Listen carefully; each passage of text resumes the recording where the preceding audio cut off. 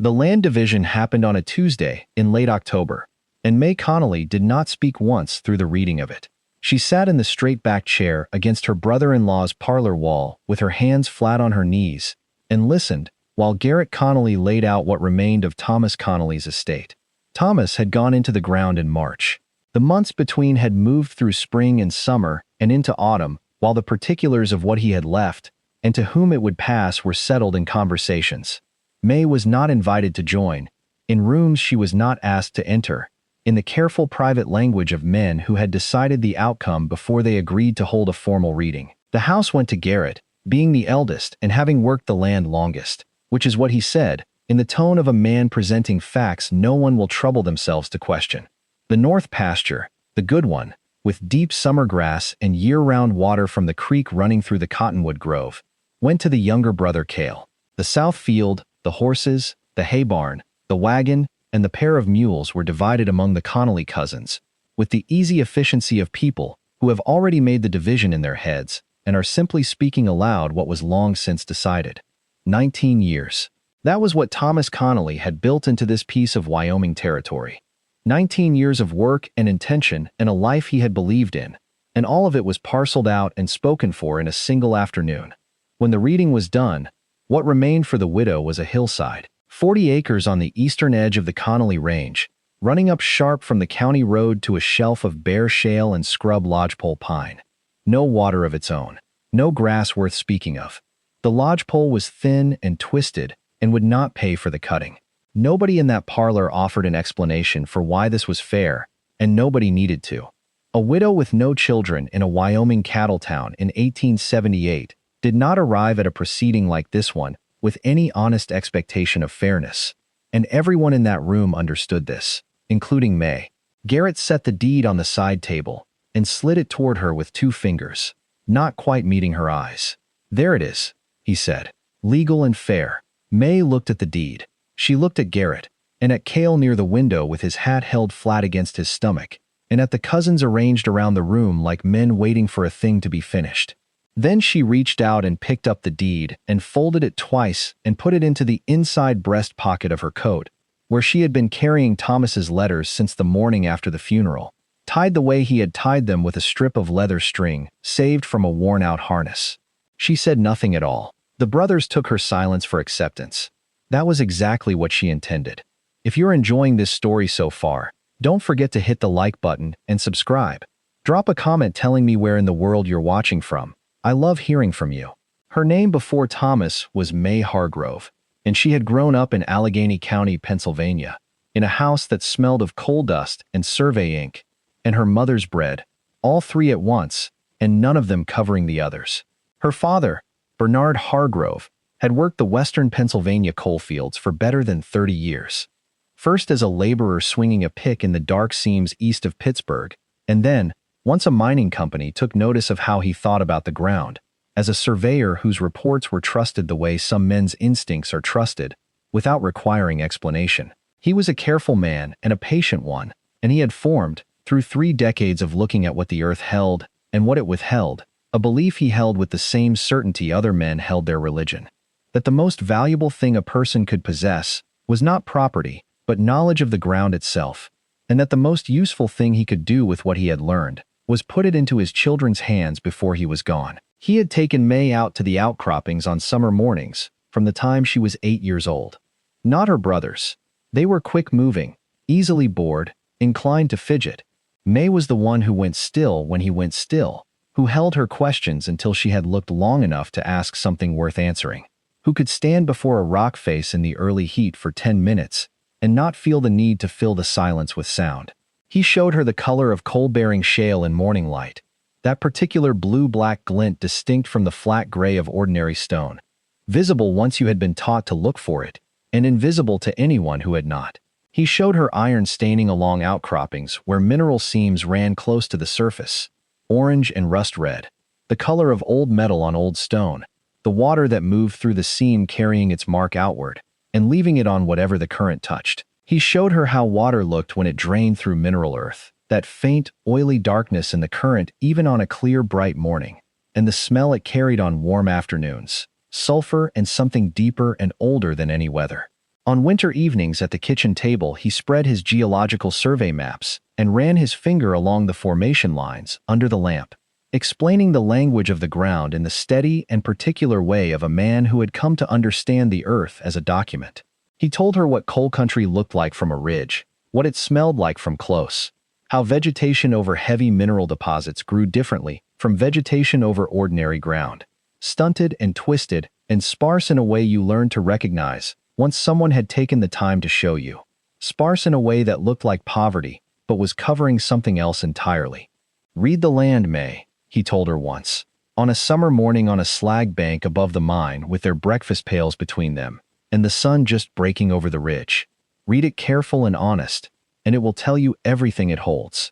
The only question is whether the person reading it has learned enough to hear what it is saying." She had married Thomas Connolly at 22 and come west with him on the Union Pacific through country, so different from Allegheny County that she spent the first 3 days of the journey with her face near the window simply watching the land change beneath her.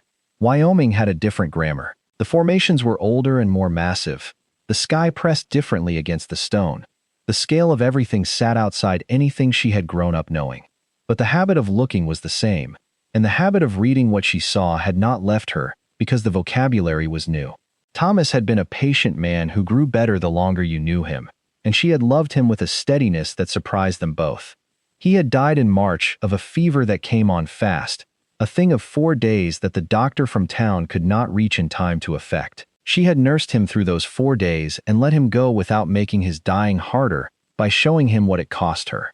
She was 31 years old, a widow with no children, and the town of Greer's Crossing had been watching her since the spring thaw with the patient collective attention of a community, waiting on a situation it expects to resolve itself. Greer's Crossing was a small place built along the freight road above the Big Sandy Wash. 200 souls and their accumulated opinions, a church and a schoolhouse and a dry goods and a feed store, and enough women with firm and practiced views to set the social weather for a town 3 times its size. They had pitied May through the winter of Thomas's illness and through the spring and summer of his absence. And pity is a thing with a particular shelf life. It holds well when there is genuine need for it, and it changes into something sharper once the object of it proves more durable than expected.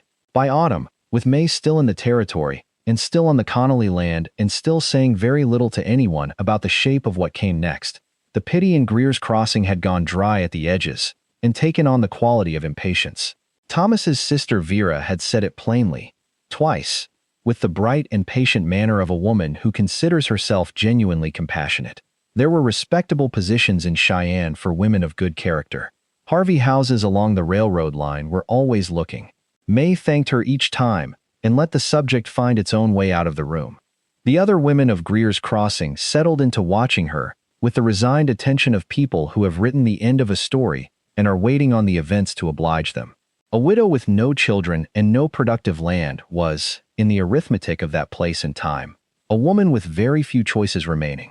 She had first seen the hillside on a hot afternoon in August, 2 years before Thomas took sick. They had been riding the eastern fence line, working through the upper edge of the Connolly Range in the heat of midday, and she had reined her horse on the county road and sat there a moment looking up at the shale shelf above her, without explaining why she was stopping. The formation carried the blue-gray color she had memorized from her father's maps and from 20 summer mornings on the outcroppings east of Pittsburgh. The lodgepole pushing through the thin soil was twisted and sparse the way trees grew in ground that was holding something back from them. A seep ran from the base of the hillside down into the road ditch, and the water coming out of it had that oily quality she knew, that faint darkness in the current even on a clear hot day, that edge of sulfur in the smell of it on warm air. Thomas had looked where she was looking. "What is it?" he asked. "Only the country," she said, and she let him ride on. She had not been certain enough to say more than that. Certainty costs something when you are wrong about it, and her father had taught her to be sure before she committed anything to paper. She had kept it the way Bernard Hargrove always kept his surveys, internal and quiet, held close until the evidence was sufficient to commit to paper. When Garrett set the deed on the side table in October, with the flat certainty of a man disposing of a formality he has already dismissed, she understood that what he believed was nothing was the thing she had been waiting 2 years to know for certain. She gave herself 2 days on the hillside before she made any other decision. She walked the 40 acres from the county road to the upper shelf slowly, stopping often, looking at everything the way her father had taught her to look. Not for what she expected to find, but for what was there. She collected shale samples from 3 different elevations of the formation and carried them out in a flour sack. She crouched at the seep in the road ditch and put her hand in the water and felt the faint slickness of it and smelled what came up from the ground around it. She climbed to the upper shelf and sat in the late afternoon light, looking north toward the railroad grade that cut through the hills 4 miles away, near enough that she had heard the freight whistle on still nights from the Connolly house.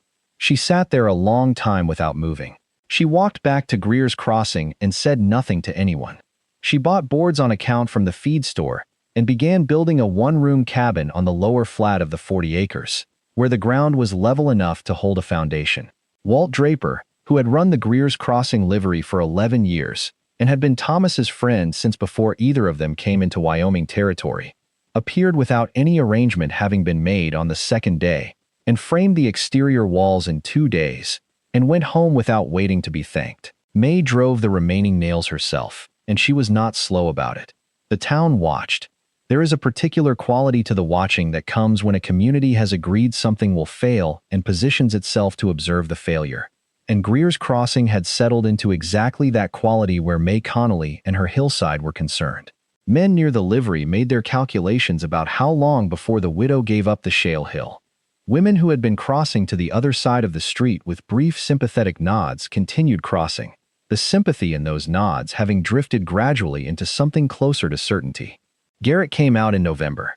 He stood in the county road with his arms folded and looked at the cabin going up on the rocky slope with the expression of a man who has decided he is appearing merciful about something that costs him nothing. "May," he said, in the patient tone he used when he believed he was offering genuine kindness, "Thomas would not have wanted to see you working yourself down on ground that will never produce. There are people who could help you make a proper arrangement. Get something back for it, at least."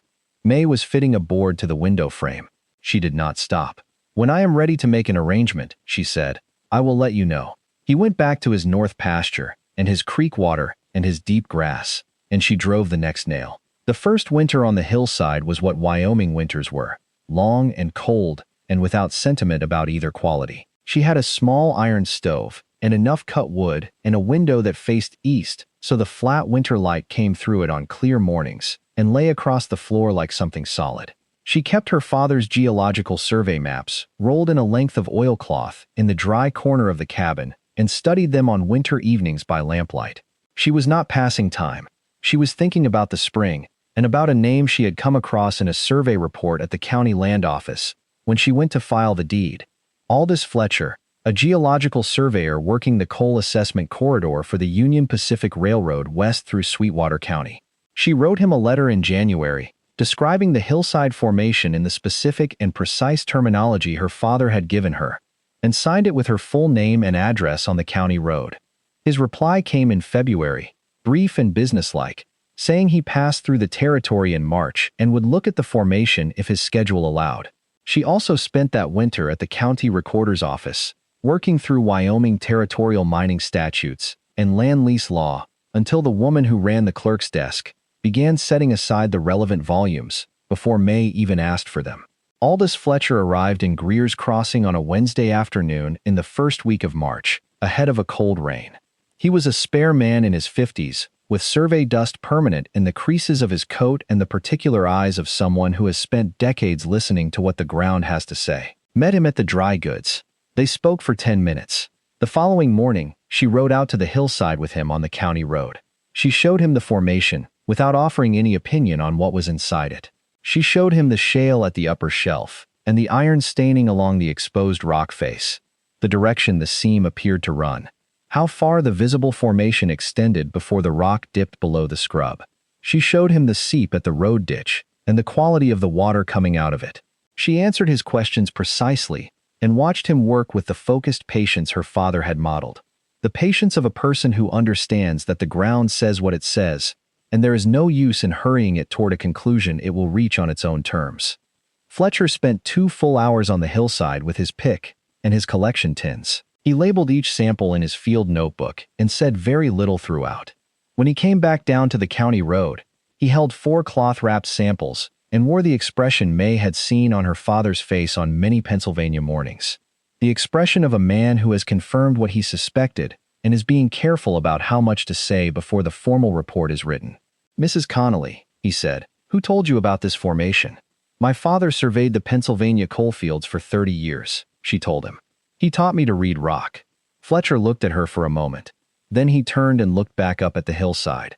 "Have you spoken to anyone else about this?" She had not. The formal survey took 3 weeks. Fletcher returned with 2 men from the Union Pacific's geological office in Laramie, and they worked the hillside in measured sections while the town of Greer's Crossing watched from the county road with the uneasy attention of people who sense a shift in a story they thought they had already read to its end. The watching had a different quality now. The calculations the men near the livery had been running about how long before the widow abandoned her rocky acres had stopped. Because men with survey equipment and collection tins from the Union Pacific Railroad did not make 3 trips from Laramie to the same hillside in 3 weeks over worthless ground. Women who had been crossing the street stopped crossing quite so far. Walt Draper answered questions by saying he supposed everyone would find out when there was something to find out, in the even unhurried tone he used for everything, which gave no room for argument and satisfied no one. Vera Connolly rode out in the 2nd week of the survey with a basket she said was provisions. She found May at the base of the slope and stood in the road watching the 2 Union Pacific men work their way up the formation. She said nothing for a long time. Then she said, carefully, as though testing the words before she gave them their full weight, "Those are railroad men." "They are," May said. Vera stood with the basket over her arm and looked at the hillside and then at May. And for the first time since the land division in October, she looked at her directly, without the careful management that had been in her expression since March. May gave her nothing beyond the answer she had already given. They stood together on the road for a while, and then Vera put her basket back in the wagon and drove toward town, and May climbed back up the slope. The report came from Laramie in early April. The shale formation on her 40 acres sat above a coal seam, running north to south for better than half a mile, of sufficient grade and recoverable quantity to supply the Union Pacific freight corridor at current consumption rates for a minimum of 15 years. The grade from the south face of her hillside down to the rail spur 2 miles west was within the range the company considered workable for drift access. The 40 acres of shale and scrub lodgepole that Garrett Connolly had slid across a parlor table in October, with the blank certainty of a man giving away nothing, sat above one of the largest undeveloped coal deposits in Sweetwater County, Wyoming. The Union Pacific made its first formal offer in the 2nd week of April. May traveled to Laramie on the morning stage and sat across a long table from 3 men from the company's land office and their attorney, and she listened to the figure they put forward and then asked a specific question about the language of the mineral rights clause in the lease agreement, because she had spent her winter reading, and she knew what the language should say. The attorney looked at his colleague. The offer went up. She came home on the evening stage with a signed lease in her coat pocket and a royalty arrangement that would pay her per ton of coal extracted from her hillside for the productive life of the seam. Garrett Connolly was in the street when the stage came in. He had brought Cale, and they stood together with the posture of men who have agreed in advance on what they will say and believe the saying of it will settle things. Garrett began with the word unfair, which has the quality of expanding to fill whatever purpose is required of it. He talked about Thomas and the family and 19 years of Connolly labor in this county. He talked about May's silence as a deception, as though the hillside's mineral contents were information she had been obligated to share before she had confirmed them herself. His voice went past its ordinary register. Walt Draper stood near the depot door. The storekeeper had come out to his porch. 2 Connolly cousins stood near the livery with their hats in their hands, and their faces in the careful blankness of men who have not yet determined which direction a thing is going. Miss set her traveling bag down on the depot platform boards and waited for Garrett to reach the end of what he had prepared. Then she said, "The deed is mine.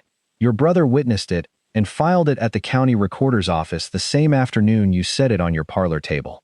I deceived no one.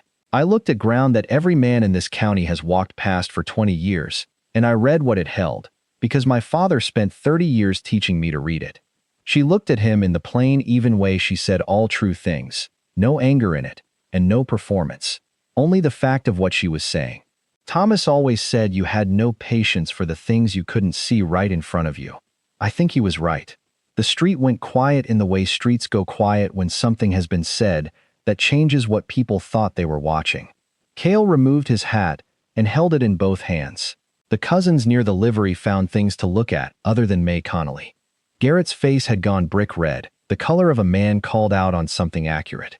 If you're hooked on this story, make sure to subscribe and turn on notifications so you never miss an upload. Your support means everything and helps me bring you more emotional stories like this one. He found a lawyer in Rock Springs who was willing to write the letters.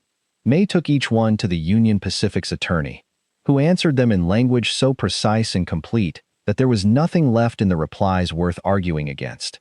The deed had been signed, witnessed, and filed.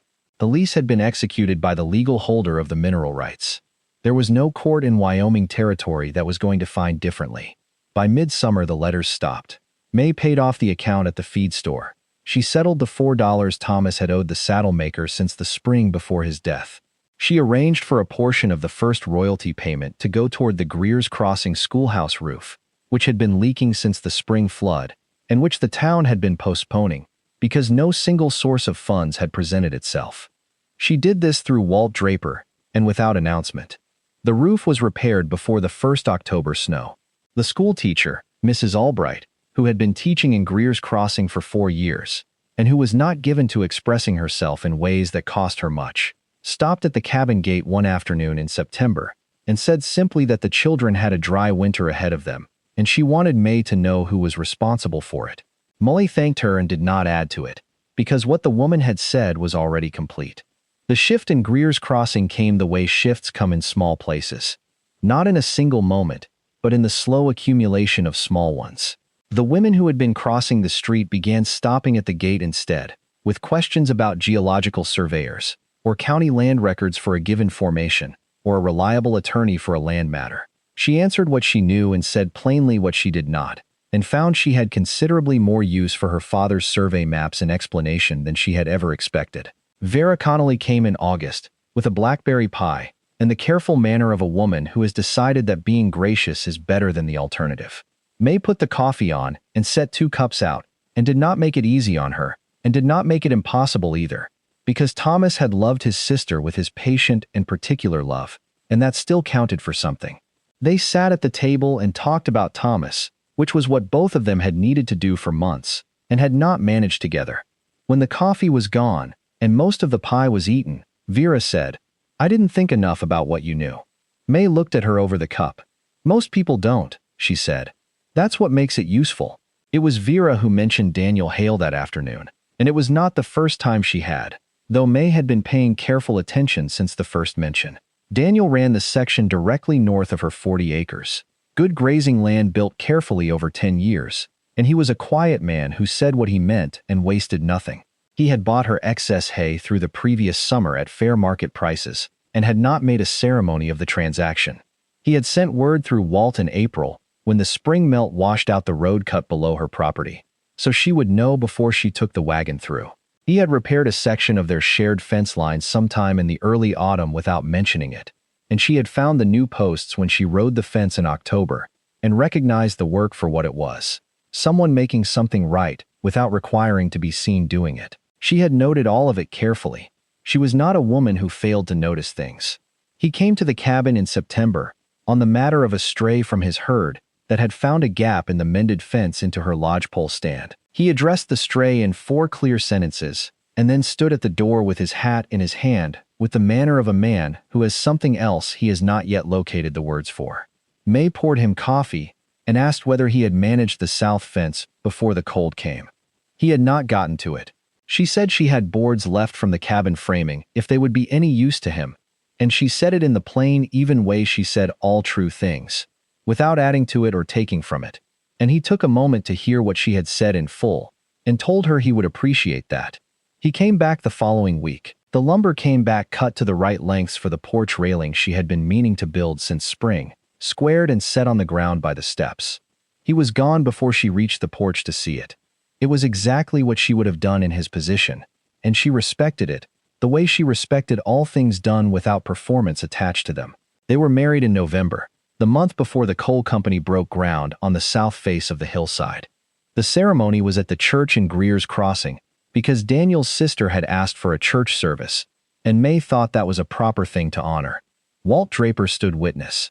Most of the Connolly cousins attended, which was the closest thing to a reckoning any of them were going to offer, and May received them all the same way. She wore the good gray wool she had worn to every occasion of consequence in her adult life, because it was what she had, and it was honest, and the only standard she applied to any decision was whether it was honest. She stood at the front of that small church and said the words in a steady voice, and looked at Daniel Hale, who was a plain-spoken, truthful man, and not a complicated one, and understood that her father had been right about most things. "Read the land," he had said. She had read it. She had read the hillside and the shale and the iron staining and the seep in the road ditch. She had read the man who sent word about the flooded road crossing and mended fence on a shared line without mentioning it, and returned lumber squared to the right dimension and left before there was any opportunity for thanks. She had read it all correctly. That winter the coal company's men worked the grade above the south face, and the sound of it came down to the cabin on cold mornings. The low, steady percussion of purposeful work, a sound that would go on for years, and that she had known, from the day she crouched at the seep and smelled the ground, would one day be there. The royalty payments came quarterly, regular, as a well-kept ledger. The seam gave what Fletcher had told her it would give, and in the second year it gave more. May kept the deed in the inside breast pocket of her coat. She kept it where Thomas's letters had been, not from sentiment, but because some papers deserved to be carried near to the body, close enough to feel against the ribs when you breathed. In the evenings she sat at the table in the cabin that had grown proper rooms and a real porch with a level railing, and she kept her father's geological survey maps in their oilcloth on the shelf above the writing desk. She did not take them down as often as she once had. She did not need to. She had read this particular ground, and she knew what it held, and the knowing was settled now the way a true thing settles once it has been confirmed. No gap in it, no forcing required. Simply what was always there made visible to anyone who cared to look.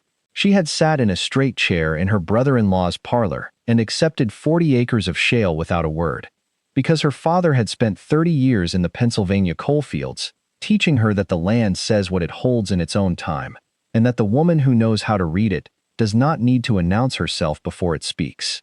She had been patient, she had been precise, she had looked at what was there, and she had waited, and the land had done what it always does when it is read correctly. It told the truth of itself. And she was still here, on her hillside, with the lamp burning in the window, and the mine working above her in the cold, and the full weight of a life she had read right laid out in front of her. Every formation accounted for, every vein located, nothing given away and nothing received that had not been earned through the particular knowledge her father had put in her hands on summer mornings in Allegheny County, when she was 8 years old, and learning to go still on a slag bank while the sun came over the ridge. She opened the ledger on the desk and wrote the date at the top of a fresh page in her careful, even hand. Outside the dark was clear and cold, and the freight whistle carried down from the railroad grade on the still night air, and it was the sound of the world making good on what had always been in the ground. Thank you so much for watching until the end. If you loved this story, check out the other videos on your screen now. I think you'll really enjoy them. And don't forget to subscribe if you haven't already. See you in the next story.